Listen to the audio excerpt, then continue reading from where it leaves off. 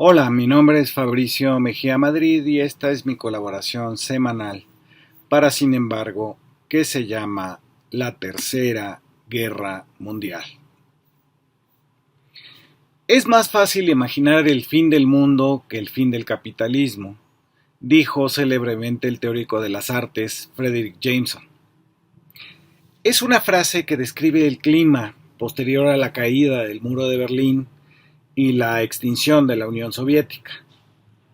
No obstante que Rusia, los Estados Unidos, China, India, Pakistán o Israel seguían teniendo cabezas nucleares, la desaparición del socialismo soviético como régimen terminó con el imaginario de una destrucción final. Es como si una Rusia capitalista fuera menos peligrosa que una soviética. Como si Estados Unidos, que ha sido el único país en arrojar 2 bombas nucleares contra poblaciones civiles, ya no tuviera la motivación para volver a hacerlo. Si lo piensan, es demencial que nos hayamos olvidado de que seguían existiendo las armas nucleares solo porque una de sus partes en conflicto adoptó el capitalismo como modelo económico. Durante medio siglo, el mundo fue capaz de imaginar una guerra, la nuclear, que solo podía simularse, porque de existir sería el final de la humanidad y de todo el planeta. Tras el final del socialismo existente, comenzó a recorrernos otro tipo de desenlace, ya no tan abrupto como las nubes radioactivas de hongos nucleares que arrasaban con todo a su paso, sino el cambio climático, con la extinción paulatina de todas las especies, costas que desaparecían, inundaciones y sequías donde nunca antes habían existido. Pero en días pasados, el permiso del presidente de los Estados Unidos, Joe Biden, para que Ucrania atacara a Rusia con misiles dirigidos satelitalmente de origen estadounidense, puso de nuevo en la mirada colectiva la posibilidad de la guerra nuclear, la tercera y última de la humanidad. Sin embargo, el anuncio no generó la angustia que hubiera desencadenado en, por ejemplo, 1983. Seguimos hablando del G20, de si Trump tenía o no la mayoría del voto popular, o de si Javier Milei se humilló ante Lula. ¿Por qué hicimos como que la amenaza no era tan real como en 1962 con la crisis de los misiles en Cuba? ¿Por qué decidimos voltear para otro lado en espera de que Trump y Putin se pongan de acuerdo para pacificar a Europa? ¿Por qué en vez de salir a protestar a las calles, las poblaciones de Finlandia y Suecia se dedicaron a leer los folletos de sus gobiernos en caso de un ataque nuclear? ¿De dónde nos salió esa capacidad de negar el peligro evidente? Esa pregunta es la que trataré de explorar en esta videocolumna. Lo primero que debo decir es que el término Guerra Fría, que terminó por designar a todo un periodo de medio siglo de la humanidad, fue acuñado por George Orwell en un artículo del periódico del 19 de octubre de 1945 llamado Tú y la bomba atómica. El que más tarde nombraría al totalitarismo como el Gran Hermano, que pasó a ser un programa de televisión, y a la propaganda como neolingua, habló en este texto de un nuevo concepto, la Guerra Fría. Escribe Orwell en 1945. Por varios indicios se puede deducir que los rusos aún no poseen el secreto de fabricar la bomba atómica. Por otra parte, la opinión generalizada parece ser que la poseerán dentro de unos años. Así pues, tenemos ante nosotros la perspectiva de 2 o 3 superestados monstruosos, cada uno de los cuales posee un arma mediante la cual millones de personas pueden ser aniquiladas en unos pocos segundos, dividiendo el mundo entre ellos. Se ha asumido bastante apresuradamente que esto significa guerras más grandes y más sangrientas, y tal vez el fin real de la civilización maquinista. Pero supongamos, y en realidad este es el acontecimiento más probable, que las grandes naciones supervivientes lleguen a un acuerdo tácito de no utilizar nunca la bomba atómica unas contra otras. Supongamos que solo amenazan o la utilizan contra personas que no pueden tomar represalias. En este caso, volvemos a donde estábamos antes, con la única diferencia de que el poder se concentra en menos manos y que las perspectivas para los pueblos sometidos y las clases oprimidas son aún más desesperadas. Sigue Orwell en 1945. Cualquiera que haya visto las ciudades en ruinas de Alemania encontrará la idea de la destrucción de la humanidad al menos imaginable. Sin embargo, si se mira el mundo en su conjunto, durante muchas décadas la tendencia no ha sido hacia la anarquía, sino hacia la reimposición de la esclavitud.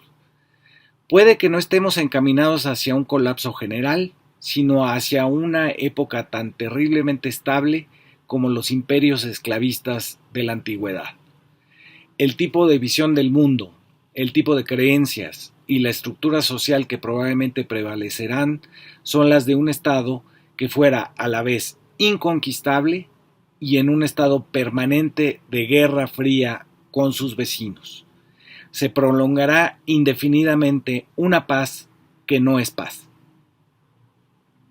Orwell había dado en el clavo de lo que significaría una guerra final, la tercera, que no podría ser llevada a cabo como amenaza y que haría de los poseedores del arma nuclear poderes intocables.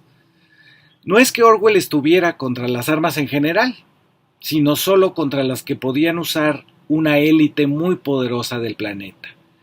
De hecho, su artículo comienza apreciando el valor que tuvieron los rifles para hacer revoluciones populares, pero abomina estas armas que requieren un saber tecnológico secreto, como la bomba atómica. Pero vayamos más allá de 1945. 2 años después, en el boletín de Edward Teller de los científicos atómicos, se empezó a publicar un reloj con la hora del final total, que se puso a la medianoche. Primero lo fijaron en 7 minutos para las 12 y en 77 años se ha movido 25 veces.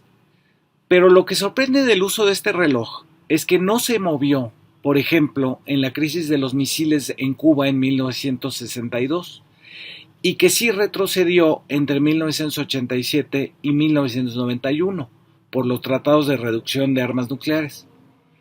Así que más que medir los riesgos, este reloj mide la supuesta capacidad diplomática para alejarlos. Ahora el reloj ha avanzado a 90 segundos del final, cuando Biden estúpidamente le ha dejado a su sucesor, Donald Trump, y a Vladimir Putin el espacio para que salven al mundo y se vistan de gloria planetaria. Pero voy al segundo punto de esta videocolumna, una vez establecida la idea de la Guerra Fría, es decir, de una que no se libró en un conflicto, sino en lo que se dijo sobre la anticipación de ese conflicto.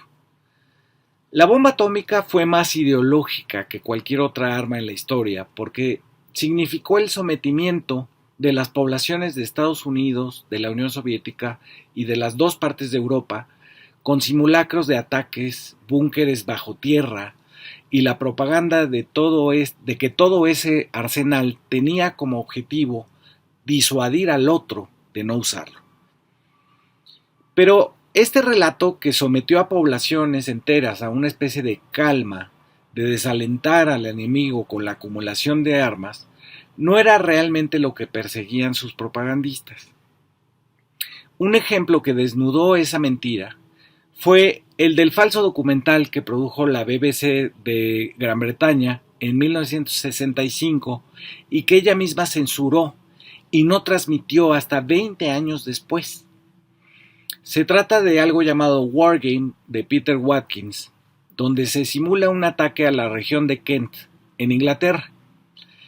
La BBC fue sometida a censurarla por el Ministerio del Interior de Inglaterra y el de Defensa, porque la película ponía de manifiesto no la disuasión a las armas soviéticas y chinas, sino el caos social que se desataba entre los sobrevivientes. En algún momento, incluso un personaje se lamentaba de no estar muerto. Se desencadenaban los motines, los saqueos de comida y los asesinatos entre los pobres que no habían muerto con la explosión. La película mostraba no el patriotismo que respondía a un desafío extraordinario como un ataque soviético, sino al colapso del Estado y de la ley y el orden. Ante los motines surgía un Estado policíaco que destruía las mismas libertades que se suponía que la Guerra Fría pretendía defender. Así, la guerra nuclear no se mostró como una puesta en escena del nacionalismo o de la defensa de las libertades contra el totalitarismo soviético, sino que alentaba justo una dictadura policíaca para contener sus efectos. Y la BBC tardó 20 años en ponerla en sus pantallas, ya cuando Carl Sagan había hablado del invierno nuclear en televisión, es decir, de la nube de escombros que taparía durante años la entrada de los rayos solares a la atmósfera y la consecuente hambruna que sobrevendría.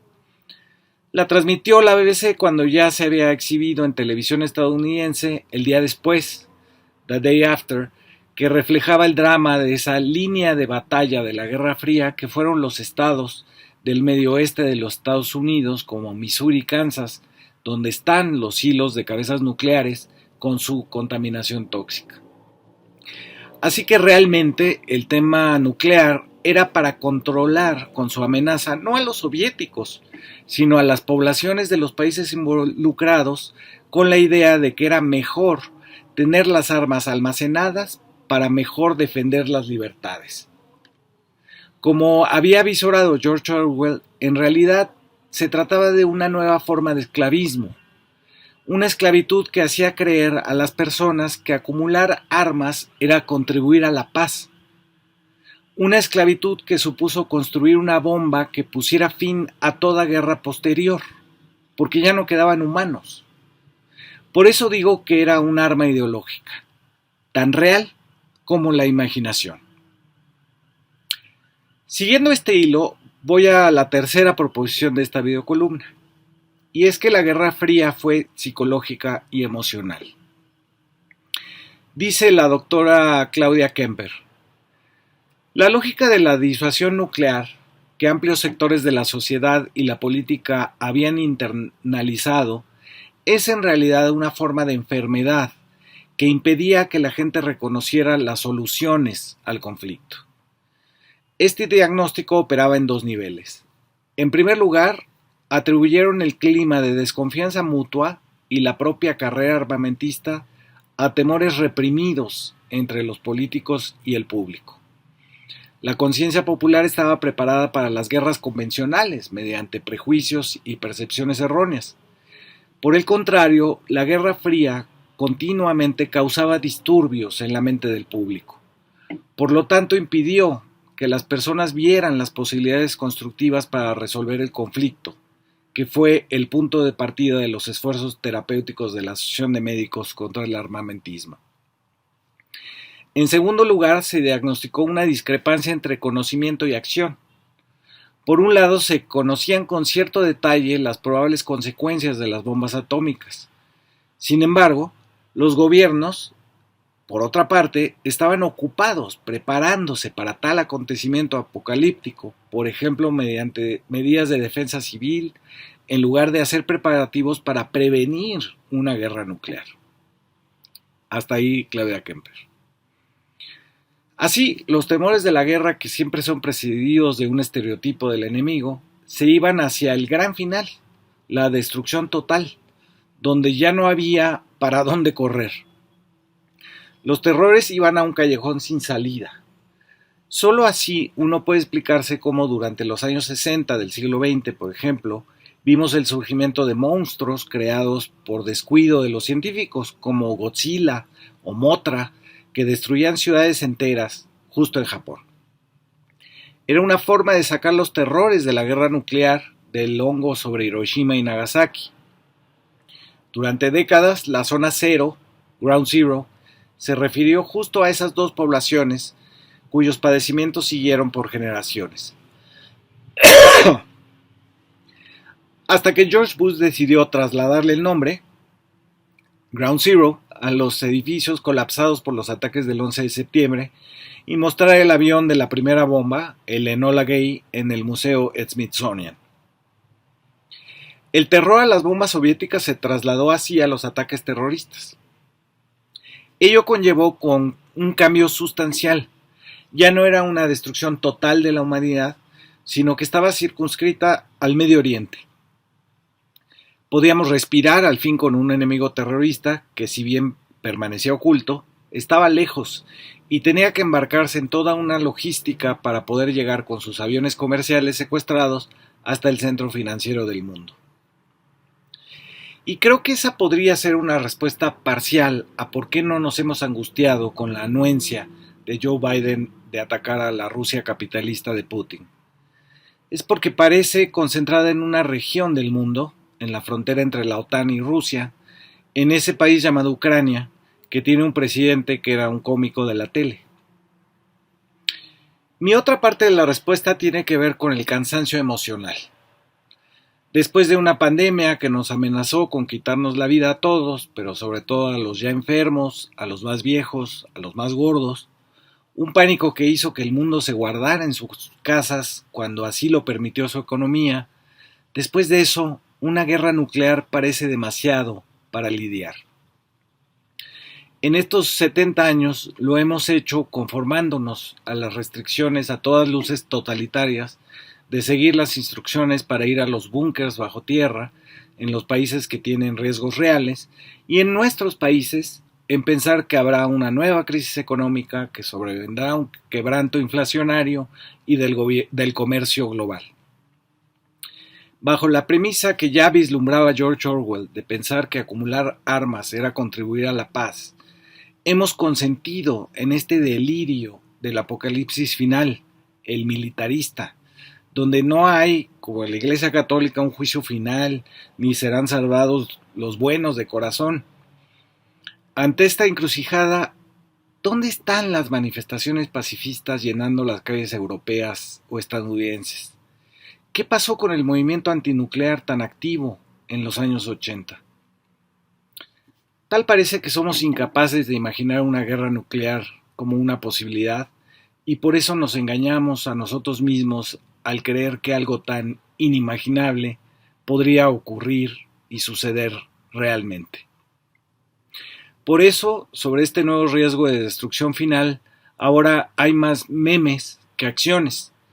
Nos hemos quedado sin poder para reaccionar. Y eso en sí mismo es acaso la extinción más profunda, la desaparición de nuestra capacidad de responder y luchar. Gracias por escuchar.